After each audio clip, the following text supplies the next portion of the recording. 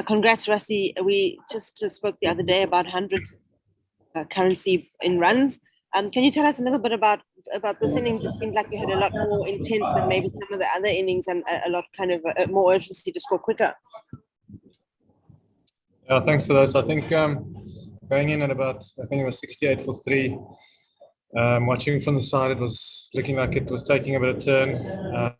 So I sort of knew that I had to go to my sweeps and reverse sweeps fairly early.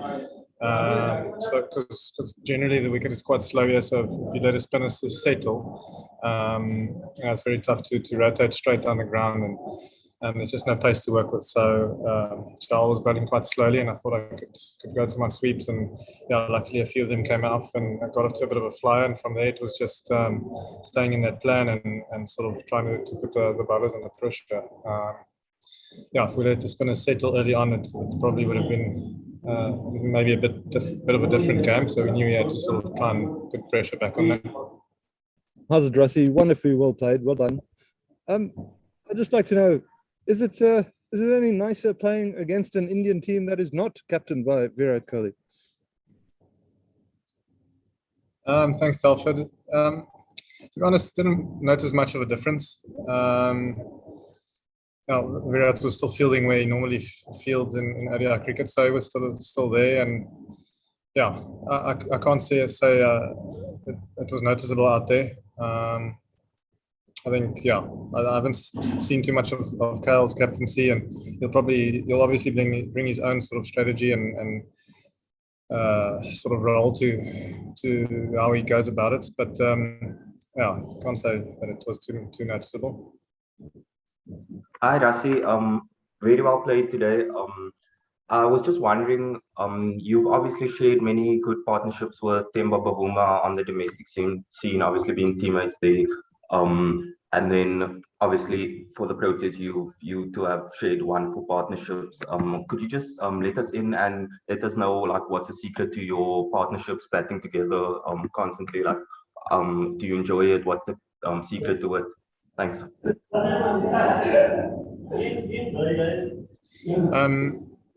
obviously played with Themba for quite long in my career. Him and I have sort of grown to know each other's game plans and mannerisms and strengths and weaknesses. So, going into today's match, there's certain things I know Themba does when he's playing well, and he does, or I do when I'm playing well, and it's a matter of reminding ourselves on that.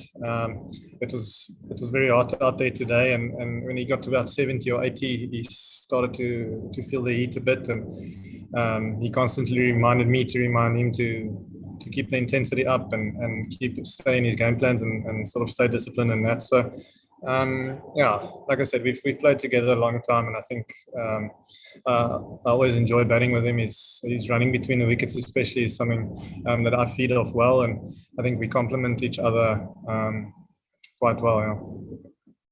First of all, congratulations on the Player of the Match award for an excellent century.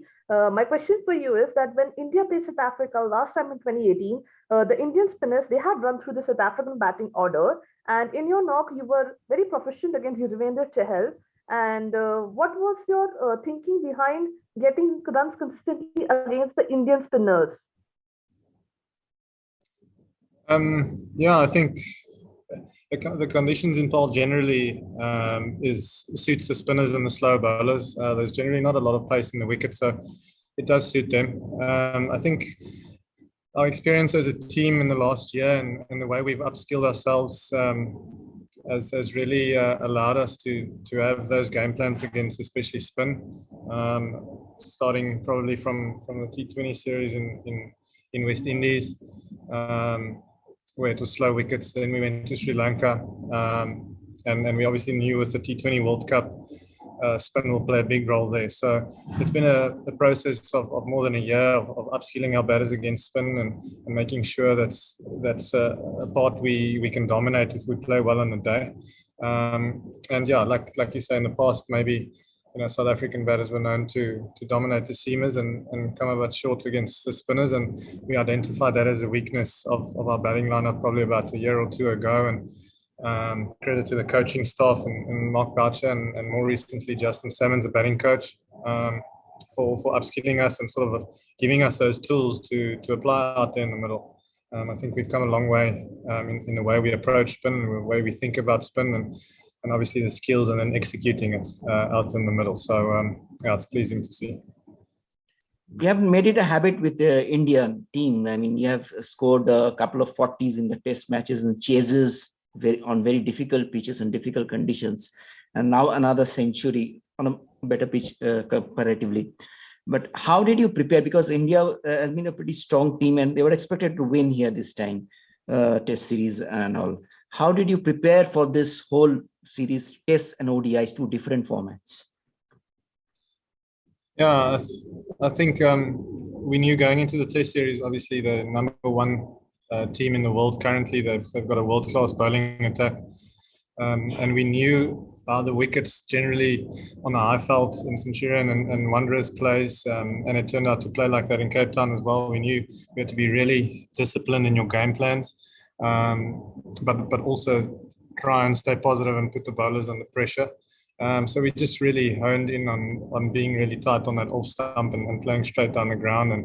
And generally, South African players are good on the short ball, so we knew if they were coming short against us, we were winning that battle. And then in the ODIs, I think we knew spin was going to be a big factor, especially here at Paul, where it generally suits the slower bowlers. But like I said in my previous answer, I think that's been a process of more than a year in terms of the batting unit and how we approach the spin and how we think about spin and try and put pressure on opposition spinners. And today's pitch, actually, we referred back to when we played Sri Lanka in Sri Lanka, and in this sort of same game plans. So it's just good as a batting unit to have those references and like I said in my previous answer, have the skills that we've acquired and we've faced head on in the last sort of a year. It's coming together nicely now.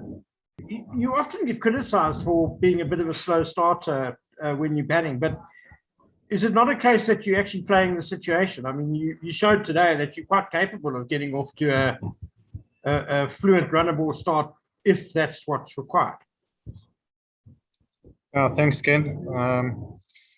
I think as far as I'm concerned, you're hitting the nail on the head there. I was as a batter and especially going in the middle order, I try to read the situation and I play the situation according to how I think firstly get us a good score or win the match.